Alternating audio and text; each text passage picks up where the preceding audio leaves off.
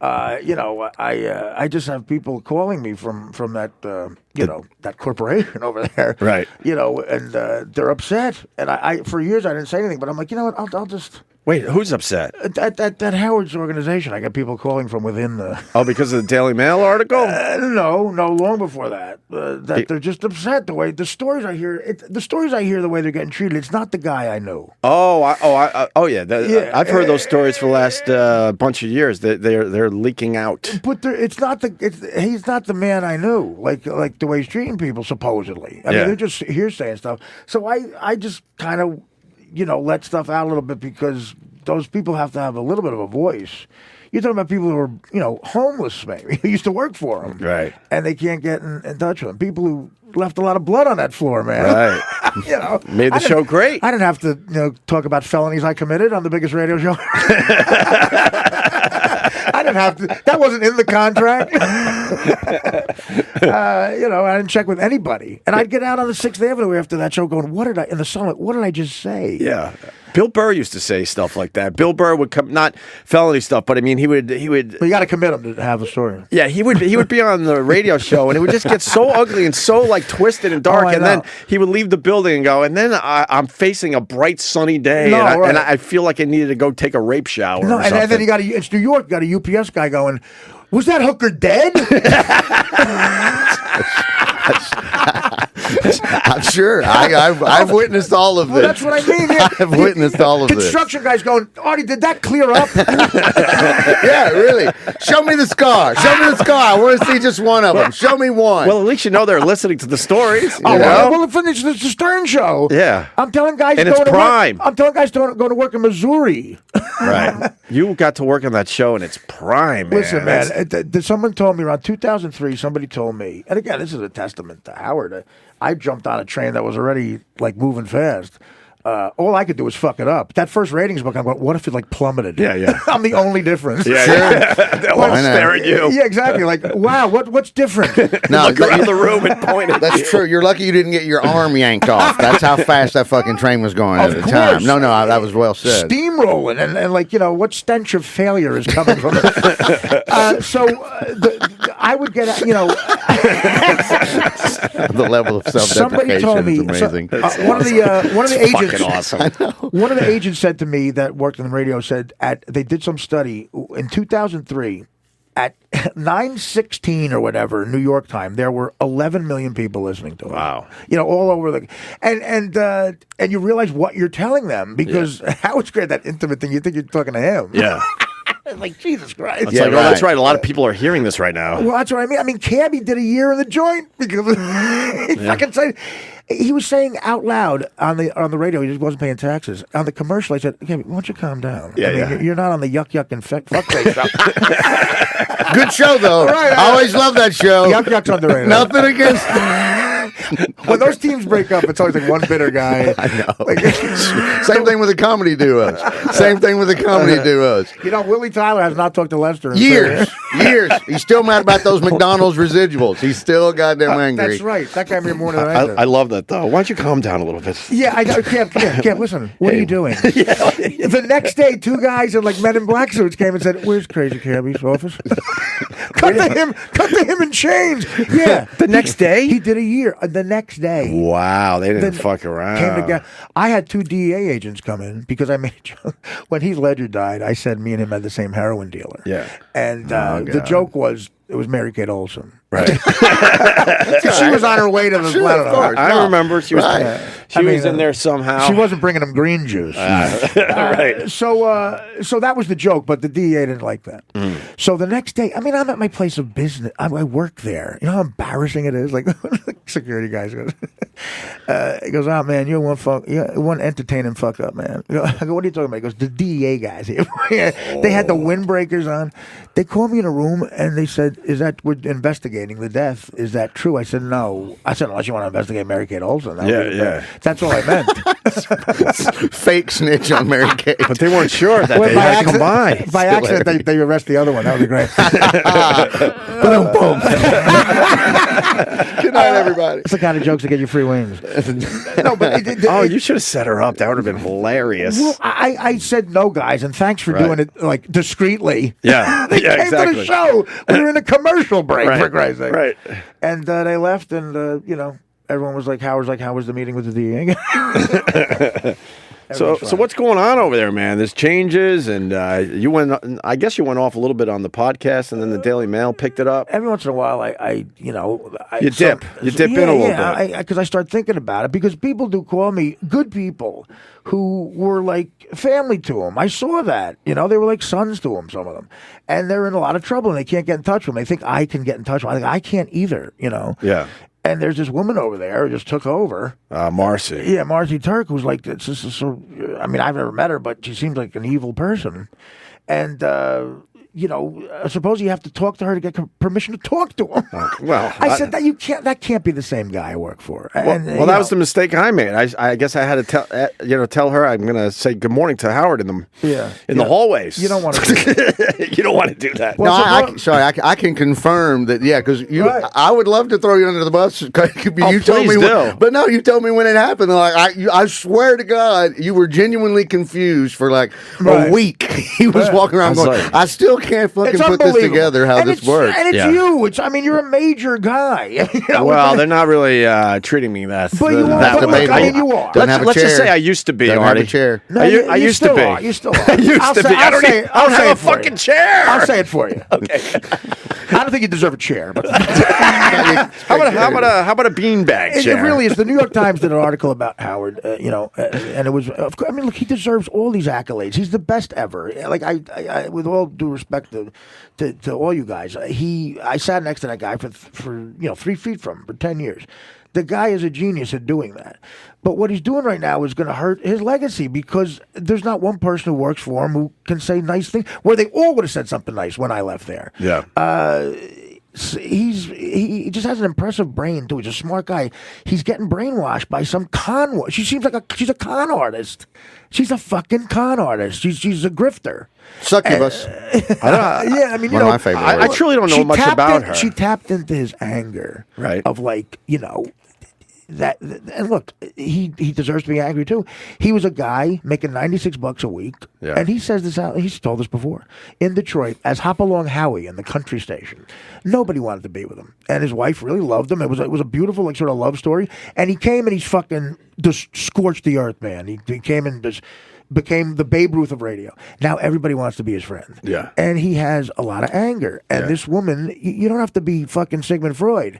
She saw like all these people don't really love you. I know. I get you. And, High Pitch Eric doesn't get you. I don't know who that is. Gary the retard doesn't get you. Don't say Gary the retard, Artie. I would have quit right there. I would have said, if I can't call him the retard anymore, I'm leaving. Yeah. Howard doesn't say the word retard It's anymore. Gary the Conqueror. They Bye. changed his name to Gary the Conqueror. Yeah, bye. That must be confusing Uplifting. to Gary the retard. For fucking 8 years, whenever he called, I would go, oh, retard! It was when Howard was on America's Got Talent as a judge, sitting next to Heidi fucking dickhead Nazi Klum. Yeah. She's judging comedians. A stuttering comic. Howard told a stuttering comedian that he was an unfunny stuttering comedian. Yeah. That he was inspirational. Stuttering John was almost suicidal after those shows. He couldn't open his mouth without Frederick. He almost hung himself 3 times. I guess Inspirational. What the fuck happened? How is he pulling this off? I guess I would say this: people are allowed to change, right? Yeah. So nobody changes like this. This would be like Hitler running a temple. Oh, so you don't think the changes are like legit? Look, let me tell you something. Okay. And you know comedy. Nobody can make that much of a pivot on how they feel about Ellen DeGeneres' dancing. I mean, we used to say what it is. This is horrible. Yeah. Housewives wouldn't laugh at this. Yeah. She's clearly like, she's duping the world. Yeah. And now he says he looks forward to it. Are you fucking kidding me? Whose joke was it that I used to love? Because it might have been him or you that said, zoom in on her face. She looks just like Owen Wilson. There's an uncanny similarity. And that's from their show somewhere. Look, sure, if it was me, I would have said Flip Wilson. No, you're right. She does. She does. She's clearly just she came out at the right time. Yeah. You know, like that show was terrible. I said she doesn't even really want to dance either, but being a lesbian, she figured out this bit where she gets to rub up against the women every day at work. That's your angle. That was my angle. Yes, right. Of course it was. That's a good point. Because she's a stand-up comic, so there's no way in the end she actually likes dancing for people. Megan Fox is on today. Right. We're going to make the dancing longer. Right. So she's got like... That's how she met Portia. She's got these hot women in the audience like wiggling their hips. She's a lesbian. She gets to Look pick at her. She gets to pick what row she goes down. She sees which women she's attracted to that afternoon. She looks like and then Chuck she goes for it. Chuck Knobloch. You're right. She's picking up pussy.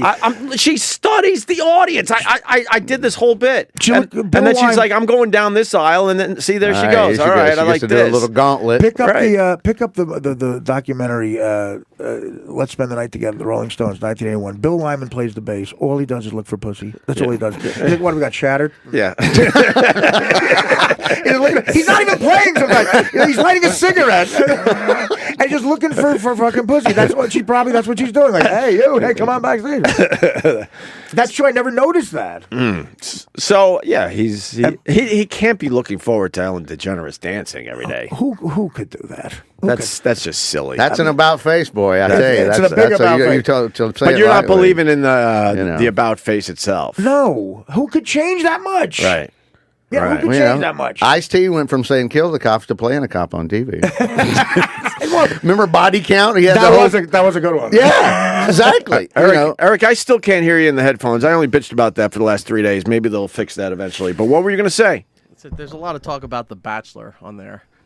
On the Stern show? No, that used to be, that was always, his taste in TV was always the Friends, The Bachelor, Right. He used to do that. But as far as Ellen DeGeneres being like Richard Pryor because she dances, we used to hate her. The tapes are there. Pick up the fucking tapes. This is an illusion. Sometimes I think I'm in a fucking dream world. Sometimes I think I stabbed myself and died, and I woke up in a world where Howard Stern likes Ellen DeGeneres is dancing. I woke up in a world where the Yankees suck, the Mets are good, and Howard Stern loves Ellen DeGeneres. Keep going. Come on. Yeah, Portia de Rossi, again, she's like she's had her face buried in that pussy for fucking 7 years. I'd be in a daze too. She's like a surrogate for her. And he has her on the show and kisses her ass. He said he looks forward to the dancing. He gets up and looks forward to it. Do you feel like he wants his legacy to be a little different? Because when you're in the shock he wants to make it shittier. Well, no, I mean when you're getting older and this is what you do for a living, maybe you don't want to be known as the guy that was throwing baloney on girls' asses, and you're hoping that. What do you want to be known as? I think he wants to be known as a great interviewer. He is. He definitely. All right, is, but he already has that. The guy is the one. Here's what disappoints me. He's the one guy who could say to these PC police who took over show business, fuck you. I can make more money than any of you. My fans like me more, and I could say whatever the fuck I want. Right. He's the one guy who could have done that and make $100 million. I don't need to kiss Brad Pitt's ass. Right. He needs to kiss mine, quite frankly. Right. And we all felt like idiots. My point is, look, I was a fan of that show before I got on. My old man came home from work one day. My father climbed roofs for a living. He was a roofer. Got to the 9th grade in school. And he comes to me and he goes, the summer of 1982, he goes, you're coming to work with me tomorrow. I go, why? He goes, you got to hear this fucking guy. He's so funny. And I think you'd love him. So my father and me bonded on two things, the Yankees and Howard Stern. Right. That was it. And we would stop and pull over and eat lunch. My mother would make like a sausage and pepper sandwich. And we're sitting there and we're listening to him. We bonded. I was so fucking funny. Yeah. So when he fell and became a quadriplegic, he fell off a roof. We had, again, what you tell, but I don't give a shit. Lawyers came around to sue people because if you fall off a ladder, you sue the ladder company. You get millions of dollars. So this lawyer comes around and he goes, all right, we're going to sue the ladder company because you fell off a house that has no homeowner's insurance. And the guy had $200,000 to his name. My mother refused to take that money from him, which I was proud of my mom for that. She wouldn't take the guy's life savings. The guy goes, no, don't worry. The ladder company will pay up because they'll feel bad. So when he said that, I said to my dad, I said, should you tell him or me? I went up to the lawyer. I said, he stole the ladder. The guy said, what? He goes, I said, the ladder says Bell Atlantic on it. My father was driving by a Sears warehouse, and he needed a new ladder. So he sees, he was a kleptomaniac from Newark, my father. He sees a ladder next to a bell truck. He goes quietly, takes it like it's his ladder, and puts it on his van. And that was the ladder he fell off of. Right. He had to put that ladder on a picnic table because it wasn't tall enough. Yeah. So the lawyer hears that, and he goes, "Excuse me?" I said, he stole the ladder. He calmly put his notes back together and he said, "I wish you guys luck." So we had to go on welfare. We went on welfare. Wow. It was very difficult. So the only thing in that depressing time, we're about to lose the house, is he would laugh at the Stern Show. That was the one thing. Yeah. And we sent away to all these local celebrities, the Giants, the Jets, and Howard, for something for an auction for him. Howard is the only guy who sent something. He sent a satin K-Rock jacket that he signed. And one day we're listening, and we got on the air. He said, Gary said, "By the way, that quadriplegic got the jacket." And Howard said, "Does he think if he wears the jacket, he's going to walk again?" It was so funny. He did it. Of course. Right, it was a Howard joke. We were laughing at it. We were on the show in 1987. My father dies in 90. And when he died, he said, "Take care of your mother and sister," on his deathbed, basically. I was a mess when he died. So, as opposed to the Jack LaLanne I am now. So he never saw that. The job I got about 9 years later, being a co-host of that show, he would have been like, if I was a senator, it wouldn't have been as impressive. Right, he of would course. have, and I feel sort of robbed of that a little bit.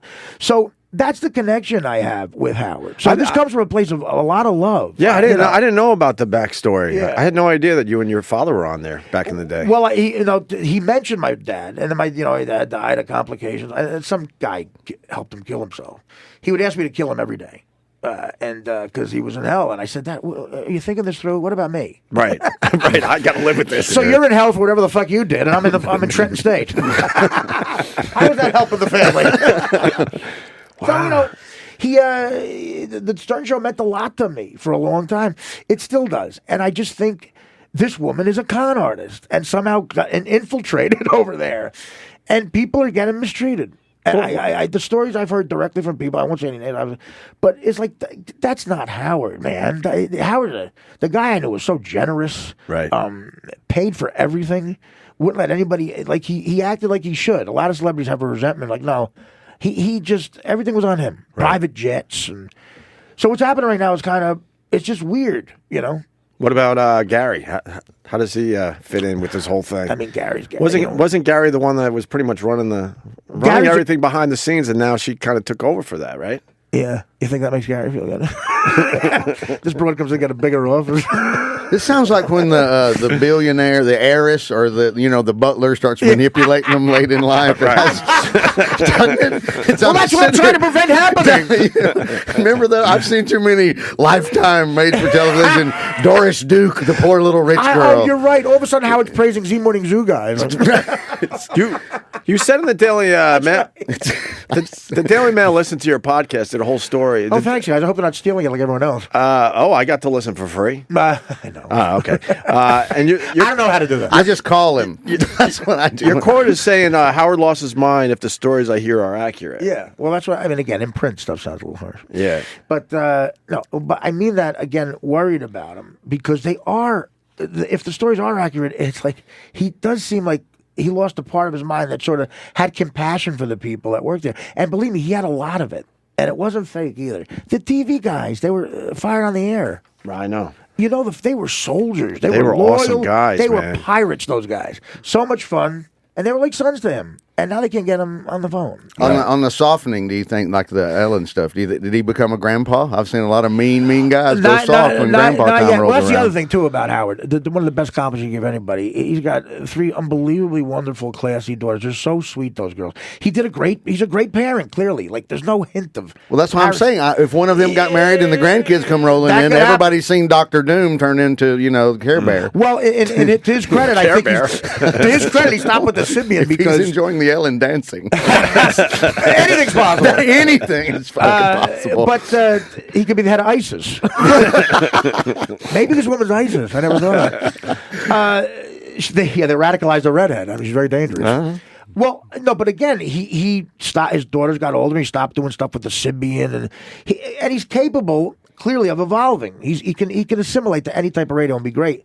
But him and his wife did an amazing job with those kids. Like, that's hard to do. And I know he that was important to him. Right. And I met all three of them briefly, and they're just, they're so sweet and respectful. And you meet some rich kids in L.A., man. Oh, my God. I just want to punch them in the face. Like, I hate that they get better weed than me. I think you didn't have another kid because of me. I think, look, I'm 3 for 3. He's like, what if I have Artie? We'll stop right here.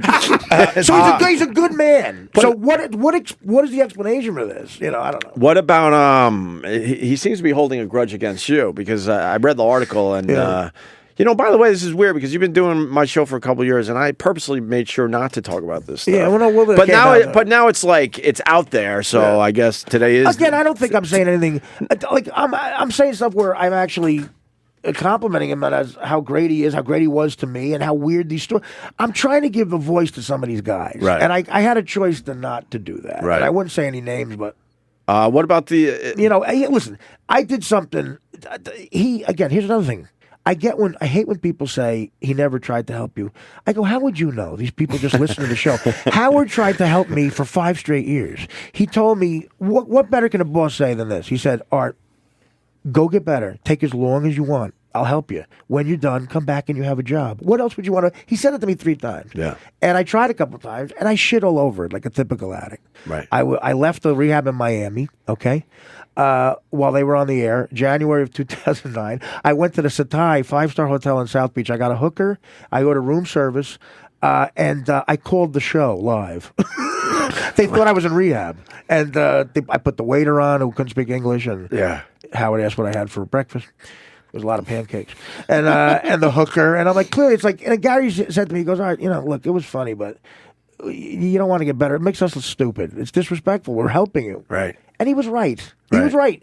But it's great radio. It is great radio. Sorry to say, it never dawned on me. It never dawned on me that was a good point till he just said the guy said it. And I'm like, oh fuck, good point. I'm just thinking about. Damn it.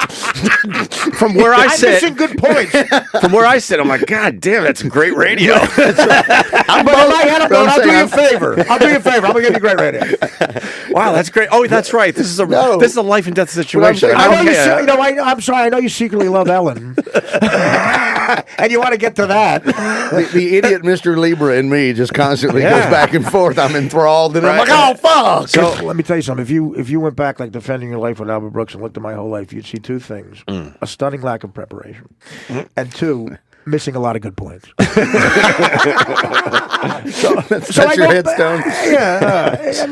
So that was the first time you left rehab? Yeah, that was the 3rd time. 3rd time, okay. If you go back to like 1. So, but it seems like he's holding a grudge though, because I read the article, and when your book came out, if you obviously would love to have gone on that show and promoted it. Right. Only if they want me to. I don't want, I was like, look, I don't want to be hostile. But they asked, and they said no. And then the book company said, well, we'll buy a spot over there at least. He reaches a huge audience. They were playing, And they said no to the Artie Lange book commercial. The guy called me up. The guy from their marketing department, Simon Schuster, said, Art, this has never happened before. They wouldn't take our money. Yeah. He didn't have to read it. Yeah. He never would even heard it was on. Right. Like a commercial you don't even hear is playing, Right. And a lot of money.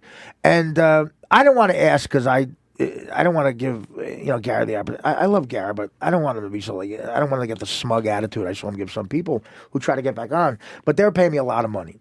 It was the 2nd book, and Too Fat to Fish made good money, so they gave me a lot of money. I felt guilty. They said, all right, let me ask. It's the least I could do. Because one plug on that show sells a lot of books.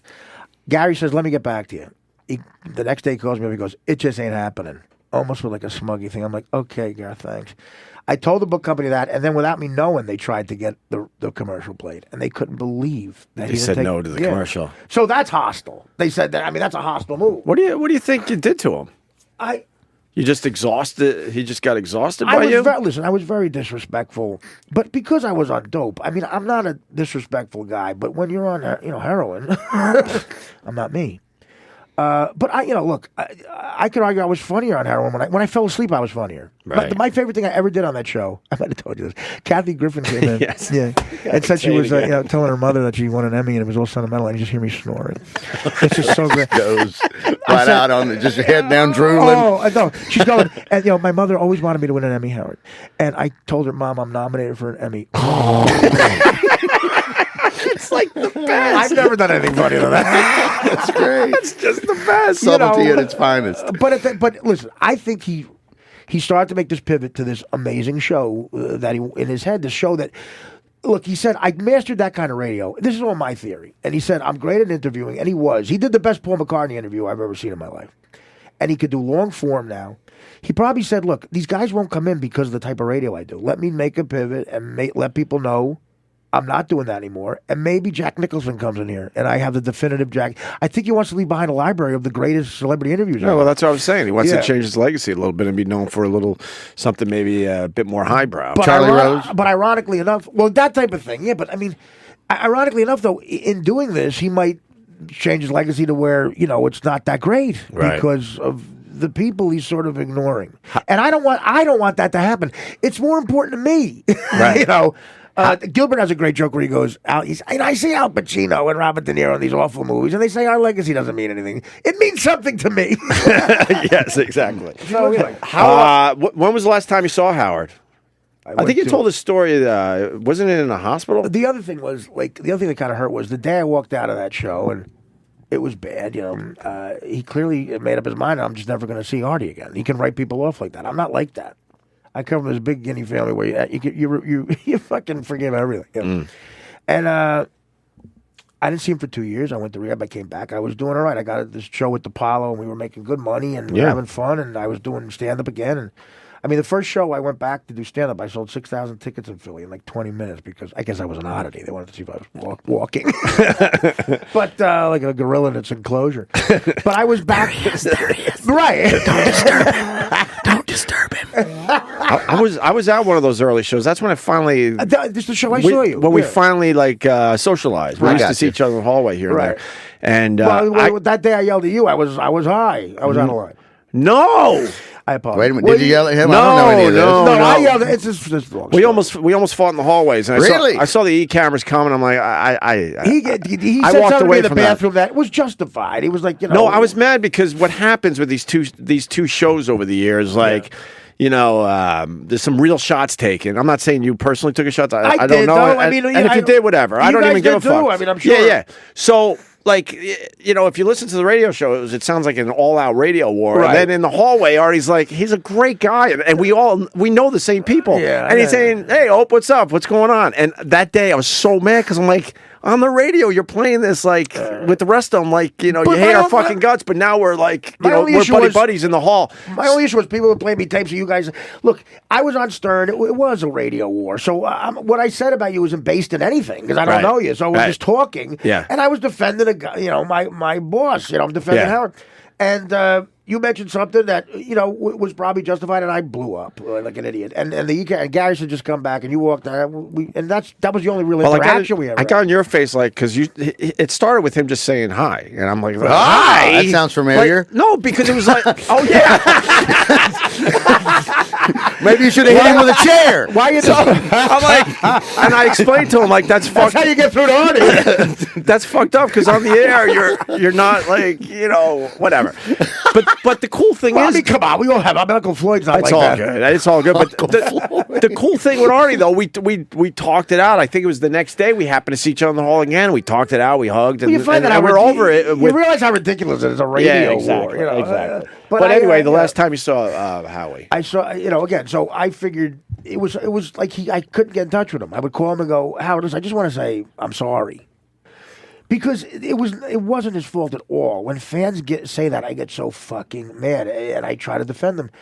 But maybe he was mad at that I put him through that, And people do lie to him, by the way, about stuff I never did, because the fucking sharks are swirling. Oh, a lot of people who thought they could sit in that always. chair, Right? Who, there's a reason that chair has been empty for, and not just because he hates me, Right? But a lot of those people, there's a lot of gossip over there that I never partook in because I don't want to be a sycophant. I always said to myself, I can be funny without that shit. I don't have to tell you someone has a stain on their shirt. I can be funny. Yeah. And I was sort of proud of that.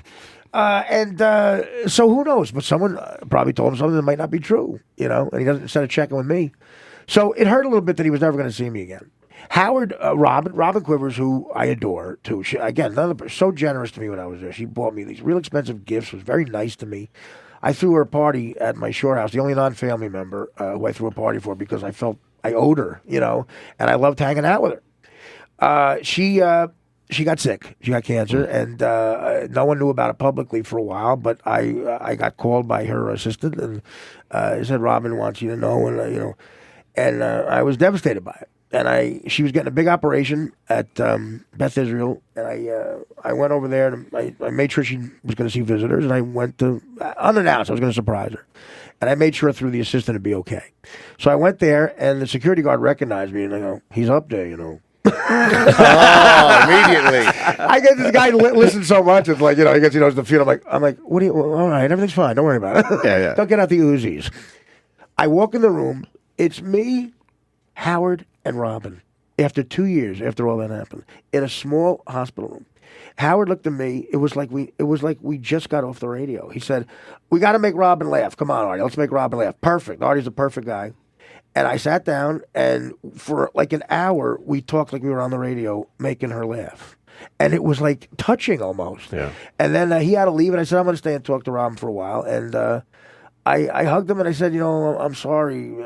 This is not the place to do it." And he goes, "How you doing?" I go, "I'm on to the show with Nick." He goes, "That's great." And it was sort of like this, I'm done now. That attitude of like, I got to leave. Right. So I let him go, and I hugged him, and that was it. He goes, "Can I call you?" He goes, "Yeah."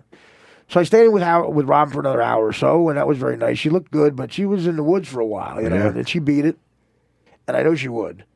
And I got out, and I called him again, and he never called me back. 3 times I left messages. I said, "This is the last time, man. I'm not going to be that guy who bugs you." And you didn't want anything. No, of course not. No, I want people to know that because you were doing great with Nick and the books. I don't need anything. Yeah. Look, I would go back to loaded trucks before I asked anybody for anything. Sure. I don't need that. Totally. I went off on a tangent, but that's what I meant to say. So I was at one of those first shows down in Philly when you came back for the first time, and holy fuck, the love in that room. Yeah, they were you destroyed, and the fans were out of their minds. Well, those are radio fans. You could attest to that. Radio fans are much more affectionate and like intimate than TV and movie because you're their friend going to work or something in the car, or not going to work. It's like, and those people there. I always knew they felt that way, but that was the epicenter. That was Philly. Yep. It was South Jersey, North Jersey, and New York. That's all Atlantic City, and you get that epicenter of stir people. There were girls there hugging me like they were crying, like they were my cousin. Yeah. Like, I'm just so happy they look like me, but no, I'm kidding. They were hugging me like I was related to them, and we're just so happy you're okay, and it was a real thing, and that's what Howard and stuff like guys like you who made and Anthony who made a real impact on fans. You should be proud of that because there are the yuck and dickhead shows. They try like crazy. Yeah, they can't do it. So Howard made that connection that I sort of jumped onto, and the fact that they accepted me into that family is the best thing that's ever going to happen to me in a comedy career. I have a connection with a crowd, and so this is not coming from a hateful place with Howard. It's coming from a place where I for a couple of years I had those guys calling, and I'm trying to stand up for them a little bit. At the end of the day, Howard's going to be fine. Some of these guys might need a place to stay, and I don't want to be my place. I'm the lucky one in this whole thing because they're all marching to my show. Yeah, listen, thank you for giving us. I mean, this is great to do this. It's been you, it's been Gilbert, it's been Pat Cooper, Stuttering John came in here, Jackie the Joke Man. Look, I'm like, hey, all's welcome. I read on Twitter you and Vic Henley, and I'm like, this is great. Yeah. From what I've learned from you guys and other radio across America in 30 years on the road is not only are the fans that passionate, and y'all said radio wars, I bet you there are radio war reenactors.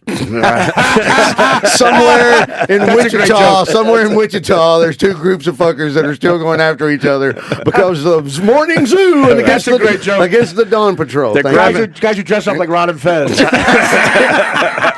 They're grabbing a wig and leaving their house to fight the war. I'm Cousin Brucey.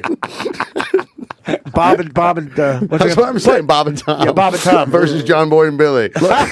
Throwing it down, by God. Oh, that's great. Where I sit, I don't get it. You're lucky you're sitting. You got a chair. Thank you. I don't get it to a point because guys like you and Gilbert and Cooper, especially Jackie to some extent, I'm like, how do How do you let those guys go? They're fucking unbelievable. It's hard to find Cooper. To find funny guys on the radio. You say hi to Pat Cooper and you sit back for an hour and he just fucking destroys. You get a 3-act play. And Pat Cooper, this might be my favorite mention of any celebrity. In Pat Cooper's book, here's a sentence. I love Artie Lange, but he's an asshole. That should be on the back of your book. That should be the quote. What asshole does heroin and stabs himself? But why did he turn his back on all those guys? Again, it's a contempt for people that he developed. He's seen a shrink on the Upper West Side must charge him like crazy money. Yeah. He should sue that guy. It's not working. It's not working. Yeah, like I say it sometimes on stage, I go, I've been seeing a personal trainer for a year. Yeah. I think I have a lawsuit. Well, that's it. I mean, you know what? That's as honest as I've ever been anywhere about this publicly. And, right. That's it. I'm just puzzled. It's more to give these guys who call me a little bit of a voice, but I want to let people know how great Howard was to me and how great a person I knew, and why this is all just a little weird. That's all. Right. That's how it sounds to me. I don't think. In a minute ago when you said it was like touching, it was fucking amazingly touching. Yeah. I mean, we were the hospital room story. It was like that. No, I was sitting there. I'm like, I'm about to tear up. It was more than like touching. Right. Yeah. It was fucking touching. Well, the three of us were alone. And imagine that in the That's hospital. wonderful. Yeah. And Jackie was there, and I took over for him. I think. Right. Jackie was in the room first. They said over money he left. Well, that's what they did the night they wouldn't play your book commercial. They just replayed a lot of his VHS cassettes. They just sold a lot of copies of Who Farted, I Smelt It. Hot dogs and donuts. Talk about the lowest common denominator. I think why the hospital room worked was because everything was stripped down to just nothing. Yeah. You know what I mean? There was no bullshit. And there was a real serious thing. Yeah. Robin was sick. Right, right. So all the gossip doesn't mean anything. And the relationships you might have with other fucking people and the fans and this and that. It was just you three in a room in a serious situation. And Howard immediately diffused it. He immediately said, but my point point is that should have fueled something. Yeah. Something. Not maybe. I called him. That's all I can tell you. The truth is, I I called him. I left 3 voicemails, 3 different days, and finally I said, Howard, I'm not going to be that guy because I've been on the other side of this. I didn't talk to him for almost 2.5 years, and guys can make the kind of comedy in the radio you make. Like fans want to think you get along. Right. I think that's what I always said about the Beatles. Like people say, you want them to get along. You want Alan Arkin was getting interviewed, and he was a big Beatles fan. He said, "Look, it was so sad to us. These guys who made this music hated each other. Right? They hated each other the whole time. Right? Because you feel like you're duped as fans or something. Right. You wanted it to be like the movie where they all walk in 4 separate doors, and then they're actually living in one big room together. That's what I mean. Right? That's what you think it is. Right.